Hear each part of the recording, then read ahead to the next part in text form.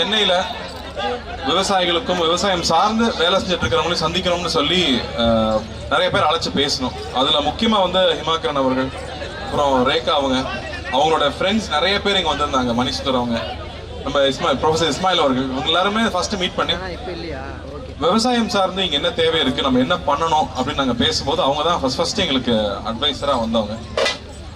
அப்போ வந்து அவங்க கூட சேர்ந்து என்ன பண்ணலாம் அப்படின்னு பேசிட்டே இருக்கும்போது தான் ரொம்ப வருஷம் கழிச்சு இந்த விஷயம் ஒன்று வந்துச்சு. சென்னையில இந்த மாதிரி திருவிழா நடந்து ரொம்ப வருஷம் ஆயிடுச்சு. கொரோனாக்கு முன்னாடி நடத்திட்டு இருந்தோம். கொரோனாக்கு அப்புறமா வந்து எல்லா விவசாயிகளையும் ஒன்று சேர்க்கறது ரொம்ப கஷ்டமாயிடுச்சு. சென்னையில தான் நுகர்வோர் அதிகமா இருக்காங்க. ஒரு தமிழ்நாட்டில் 8 கோடி பேர் இருக்கோம்னா சென்னையில 2 கோடி பேர் இருக்கும்.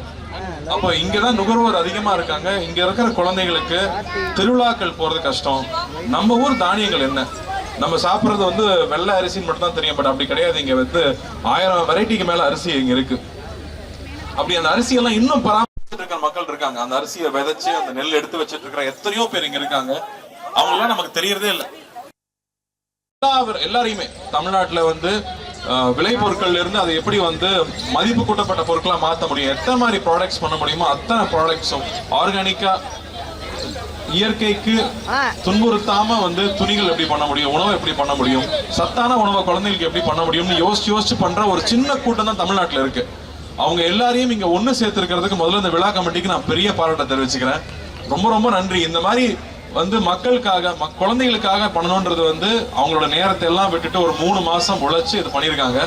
உழவன் ஃபவுண்டேஷனும் இதுக்கு ஒரு சிறு பங்கு அவங்க கூட என்ன பண்ண முடியுமோ அதை நான் பண்ணி கொடுத்துருக்கோம். அதுல அந்த வகையில இந்த மாதிரி ஒரு விழா ஏற்பாடு பண்ணி இந்த ஒரு சூழலை ஏற்பாடு பண்ணதே ரொம்ப பெரிய விஷயம். இங்க வந்து காலையில் ஒரு 1000 ஸ்கூல் ஸ்டூடெண்ட்ஸ் வந்துட்டு போயிருக்காங்க. பள்ளி மாணவர்களை இங்க கூட்டு வந்தது ஒரு மிகப்பெரிய விஷயம். அந்த பள்ளிகளுக்கு முக்கியமா நன்றி சொல்றேன். இன்னும் 2 நாள் இது நடக்க போகுது. நாளைக்கு நாளைக்கு இன்னும் 2 நாள் இந்த திருவிழா இங்க இருக்க போகுது. இது ரொம்ப ரேரான விஷயம் தமிழ்நாட்டு சென்னையில நடக்கிறது. ஸோ என்னோட ஃபேமிலியும் நாளைக்கு வருவாங்க, குழந்தைங்களும் வர சொல்லியிருக்கேன். ஏன்னா இது மிஸ் பண்ணவே கூடாது. நாம போய் திருவிழாவுக்கு போய் ஊருக்கு கூட்டிட்டு போய் காமிக்கிறது ரொம்ப அரிதாயிடுச்சு. ஆனா இங்க எல்லாமே உங்க வாசலுக்கு வந்திருக்கு. சென்னையில நடக்குதுங்கும் போது தயவு செஞ்சு இந்த ஆப்பர்ச்சுனிட்டியை பயன்படுத்திக்கோங்க. குழந்தைகளை கூட்டிட்டு வந்து இங்க இருக்கிற ரேக்லா ரேஸ் எல்லாம், ரேக்லா வண்டி எல்லாம் வச்சிருக்காங்க. இதெல்லாம் நான் பார்த்து ரொம்ப வருஷம் ஆச்சு. இங்க ரேக்லா வண்டிகள் இருக்கு. மாடு வெரைட்டி நமக்கு 4-5 தான் இருக்கும். கிட்டத்தட்ட 20 வெரைட்டிக்கு மேல இங்க கொண்டு வந்திருக்காங்க. ஆடுல இருந்து, பறவைகள்ல இருந்து. அதே மாதிரி ரெடிமேட் ஃபுட்டும் இருக்கு. அது இல்லாம பேக்டா வந்து நீங்க வந்து வாங்கக்கூடிய மில்லட்ஸ்ல பண்ண பொருட்கள். அதே மாதிரி நம்ம நாட்டு வெரைட்டி அரிசி இங்க வாங்கிட்டு போகலாம். விதைகள் கிடைக்குது.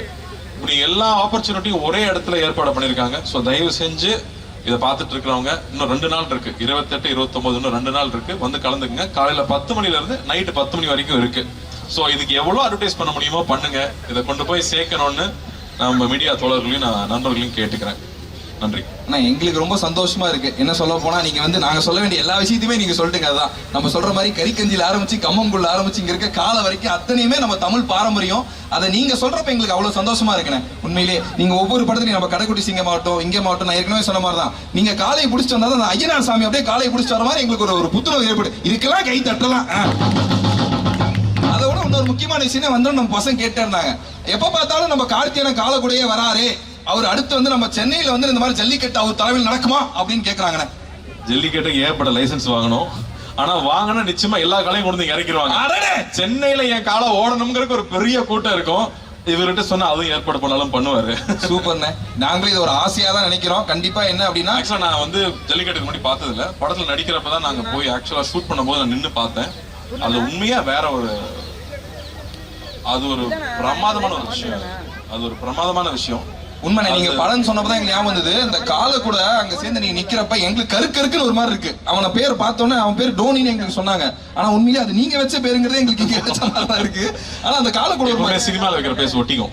ஒரிஜினல் பேர் மாதிரி இருக்கும். உண்மைதானே. ஆனா அது எப்படின்னு எங்கெல்லாம் பார்க்க சும்மா சொல்லிக்கிட்டு இருக்காங்க, பார்க்கலாம் ரொம்ப கொடூரமான ஒரு மிருகம், பக்கத்துல போயிடாதீங்க அப்படின்னாங்க. குழந்தை மாதிரி தான் வச்சிருக்காங்க. அதான் அது ஒரு டேங்க் அளவுக்கு பவர்ஃபுல்.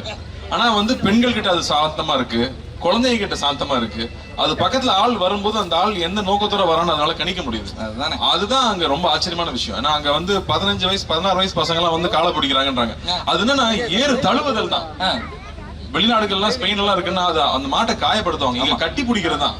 கட்டி பிடிச்சி எவ்வளவு நேரம் உன்னால தாங்க முடியுதுங்கிறது. அதை நேர் நின்று பார்க்கும்போது வெளியில டிவில பாக்குறது வேற. அது நேர்ல நம்ம அங்க கூட நின்று பார்க்கும்போது நம்மளுடைய பண்பாடு இதுதான் நாம அப்படின்னு தெரிஞ்சுக்கிறது இருக்கு இல்லையா, அது ஒரு ரொம்ப உன்னதமான ஒரு ஃபீலிங் அது. அது உண்மையிலேயே நீங்க சொல்றப்ப எங்களுக்கு அதான் இருக்கு. வெளிநாட்டெல்லாம் கஷ்டப்பட்டுட்டு இருக்காங்கயா, நாங்க தாயா பிள்ளையா இன்னும் ரேஷன் கார்டுல மட்டும் தான் எங்க கால பேரை சேர்க்கல, மத்த அளவு அவ்வளவு அன்பா இருக்கீங்க. அந்த கால கூட நீங்க இருக்கப்ப எங்களுக்கு அவ்வளவு இருக்கணும். உண்மையிலேயே எங்களோட ஆணழகன், எங்களோட தமிழழகன், மெய்யழகன் படம் நீங்க வந்து ரொம்ப சூப்பரான பெரிய ஹிட் ஆகணும். நீங்க இந்த இடத்துக்கு வந்ததுல எங்களுக்கு ரொம்ப பெருமை. தமிழ் எந்த இடத்துல எந்த ஒரு இடத்துல விவசாயிகளுக்கு எந்த ஒரு முன்னேற்றமோ உழவன் ஃபவுண்டேஷன் ஆகட்டும், நீங்களாகட்டும் நிறைய நல்ல விஷயங்கள் பண்ணிட்டு இருக்கீங்க. எங்களோட செம்பொழில் 2024 நீங்க வந்ததுல ரொம்ப ரொம்ப சந்தோஷப்படுறோம். ஒரு சின்ன ஆசை, இங்க அங்கெல்லாம் போனா கூட்டம் கூடிரு, ஏன்னா அங்கெல்லாம் நாங்க நிறைய ட்ரை பண்ணலாம் நினைச்சோம். இருந்தாலும் ஒரு குத்து அடிச்சீங்கன்னா எங்க பறையெல்லாம் அப்படியே ரெடியா நின்று இருக்காங்க. கீழே போயிட்டு அப்படியானே? ஓகேண்ணே. இன்னொரு விஷயம் நான் சொல்லுங்க. இங்க நிறைய விவசாயிகள் அவங்களுடைய விளைபொருட்களை இங்க கொண்டு வந்திருக்காங்க.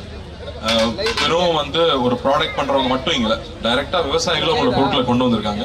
சோ தயவு செஞ்சு வந்து பாருங்க, பார்த்து அவங்களை என்கரேஜ் பண்ணுங்க அப்படின்னு. பாதகம் செய்பவரை கண்டால் நாம் பயங்கொள்ளலாகாது பாப்பா, மோதி மிதித்து விடு பாப்பா, அவர் முகத்தில் உமிழ்ந்து விடு பாப்பா. அண்மை செய்திகளை உடனுக்குடன் தெரிந்து கொள்ள இணைந்திருங்கள் இயம்நாடு தொலைக்காட்சியுடன்.